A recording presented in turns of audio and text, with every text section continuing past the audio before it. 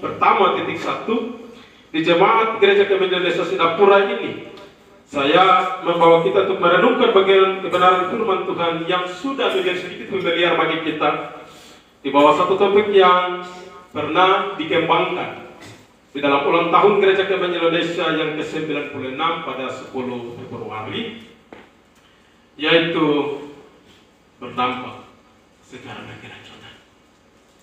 Berdampak secara berkelanjutan. Bapak Ibu Saudara yang terkasih dalam Tuhan, saya mengawali dengan mengatakan bahwa supaya kita dapat berdampak, maka kita harus melewati sebuah proses yang namanya kedewasaan. Supaya kita dapat berdampak, maka kita harus melewati proses yang namanya kedewasaan. Kedewasaan itu ada 3. Yang pertama adalah kedewasaan secara biologis. Dewasa secara biologis itu kira-kira begini. Waktu kita masih 17 tahun, kita berat badan itu mungkin 37 kg. Tetapi sekarang sudah 37 tahun, berat badan bukan lagi 37, tetapi berat badan sudah bertambah 73 kg. Itu dewasa secara biologis. Semua orang bisa dalam tahapan atau dewasa ini, biologis ini. Makan tidur, cocok, gemuk, badan naik, bisa semua. Tetapi malam hari ini bukan itu yang kita bicara. Dewasa secara psikologis. Saudara yang terkasih dalam Tuhan, dewasa secara psikologis itu tidak tergantung umur dan berat badan. Umur kalau 45 tahun, berat badan 85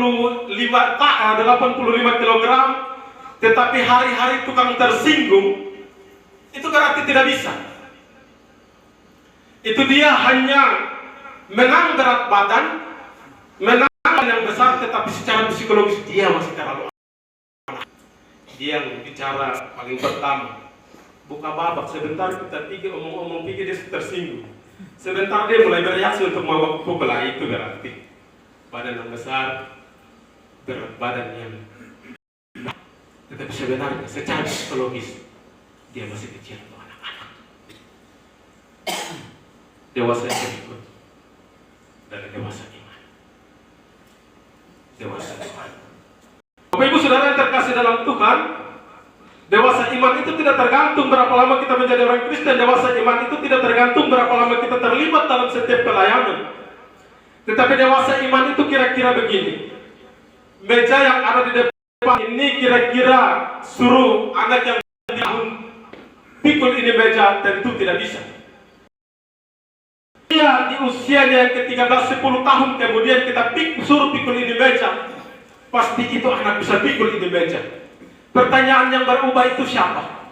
Tentu anak itu yang berubah, bukan meja. Orang dewasa secara iman itu kira-kira begitu. Orang dewasa secara iman itu tidak menuntut untuk beban itu menjadi ringan, tetapi cukup dia minta bahu yang kuat untuk pikul beban yang berat itu. Karena dia tahu jika Tuhan perkenankan untuk memikul beban yang berat, pasti Tuhan beri bahu yang kuat untuk dia dapat pikul beban yang berat itu. Orang yang dewasa iman itu tidak menuntut untuk orang lain harus berubah dalam kehidupannya, tetapi cukup dia yang berubah dalam kehidupannya. Dalam menjalani kehidupan ada banyak orang yang merindukan untuk orang lain harus berubah. Dia pun tetangga itu harus berubah, asalkan dia itu tidak. Oh, itu bukan dewasa iman. Itu bukan dewasa iman. Bapak Ibu Saudara yang terkasih dalam Tuhan, ini menjadi bagian di awal untuk kita refleksi kembali perjalanan iman kita sebagai berkarya Gereja Kementerian Indonesia Daerah Alor. Titik 2, apalagi pembacaan kita hari ini tentang cara hidup jemaat mula-mula. Bapak Ibu Saudara yang terkasih dalam Tuhan, kita harus mengaminkan hari ini bahwa benar persekutuan jemaat mula-mula itu diawali oleh pekerjaan Roh Kudus yang besar dalam kehidupan mereka pada waktu itu, dan itu menjadikan mereka masing-masing menjadi orang-orang suci yang sangat berdampak pada waktu itu. Oleh karena itu, bersama-sama mari kita renungkan bersama apa yang menjadikan mereka menjadi persekutuan yang berdampak pada waktu itu, sehingga menjadikan kita menjadi orang-orang percaya hari ini yang berdampak juga, sebagaimana tema yang saya angkat untuk kita belajar pada kesempatan ini. Bagian yang pertama kita belajar dari jemaat mula-mula, bahwa jemaat mula-mula adalah jemaat yang bersaksi. Jemaat mula-mula adalah jemaat yang bersaksi. Ukuran kita hari ini dari awal, apakah kita masih bersaksi atau tidak? Ini pertanyaan yang sedikit serius. Dalam perjalanan kehidupan kita sebagai warga gereja Kemajuan Indonesia, apakah masihkah kita bersaksi atau tidak? Jangan sampai kita sudah tidak bersaksi lagi. Jangan sampai kita sudah tidak menyampaikan pesan Allah kepada sesama, atau dimanapun Tuhan tempatkan kita ada. Padahal gereja Kemajuan Injil punya lagu lama satu, bersaksi terus sampai Tuhan datang. Kita punya lagu lama satu yang bilang bersaksi terus sampai Tuhan datang. Begitu baik dan dikembangkan sampai pada saat ini menjadi familiar. Tetapi pertanyaan untuk kita renungkan bersama, masihkah kita ini menjadi orang-orang bersaksi atau tidak?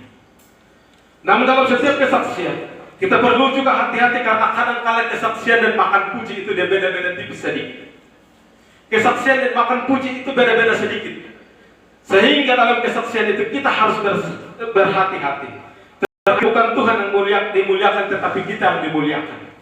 Oleh karena itu, kalau kita mau bersaksi itu 95% kesaksian itu bicara tentang Tuhan, dan sisa 55% dulu berbicara tentang kita.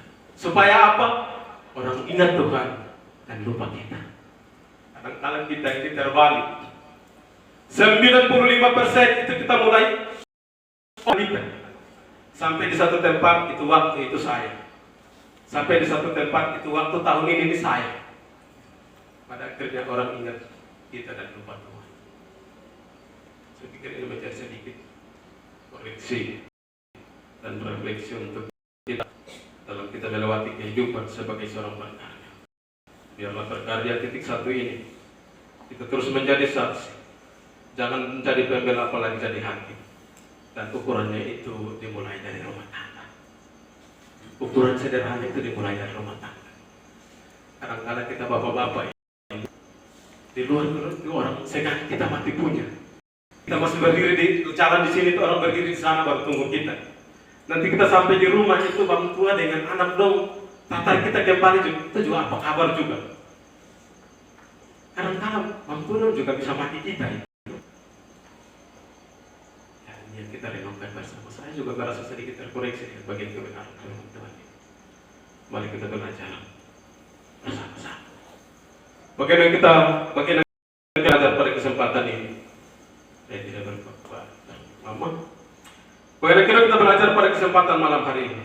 Jemaat mula-mula. Kalau kita mau belajar ini, maka persekutuan mereka adalah persekutuan yang belajar. Jemaat mula-mula, kalau kita mau pelajari persekutuan mereka adalah persekutuan yang belajar. Bapak Ibu Saudara yang terkasih dalam Tuhan, orang-orang muda yang hadir pada kesempatan ini, untuk belajar itu ada 3 tingkatan. Nanti kita bisa ukur kira-kira kita ada di tingkatan yang mana. Untuk belajar itu ada 3 tingkatan dan bisa kita ukur sebentar kira-kira kita ada di tingkatan yang paling di mana. Tingkatan yang paling rendah atau paling bawah adalah belajar untuk tahu. Belajar untuk tahu ini adalah tingkatan yang paling bawah, karena di tingkatan ini semua orang bisa, karena semua bisa dapat sumber belajar untuk tahu. Apalagi sekarang ini di Android semua ada, semua orang bisa belajar untuk tahu. Tetapi itu di tingkatan yang paling bawah, semua orang bisa. Dan selanjutnya di tingkatan yang kedua, tingkatan yang naik sedikit dari belajar untuk tahu, yaitu belajar untuk tahu dan bisa dilakukan.